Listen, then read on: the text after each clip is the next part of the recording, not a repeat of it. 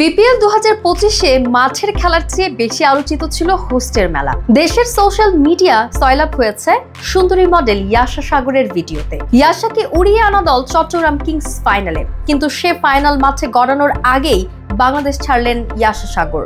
বিপিএল-এ নানা বিতর্কের মাঝে এই সুন্দরী মডেল তৈরি করে দিয়ে গেলেন আরেক বিতর্ক। এবারের বিপিএল-এ নানা অনিয়ম কিংবা প্লেয়ারদের পেমেন্ট না দেয়া থেকে শুরু করে ম্যাচ ফিক্সিং এর মতো অভিযোগও এসেছে।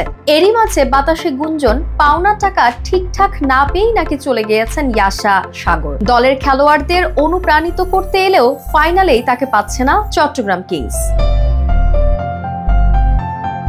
যদিও গণমাধ্যমের কাছে পেমেন্ট ইস্যু অস্বীকার করেছে চট্টগ্রাম কিংসের মালিকপক্ষ।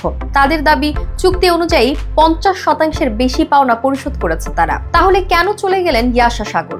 চট্টগ্রাম কিংস মালিকপক্ষের দাবি, চুক্তি অনুযায়ী কাজ করেনি ইয়াশা, তাতেই নাকি দলের সাথে বাড়ে দূরত্ব।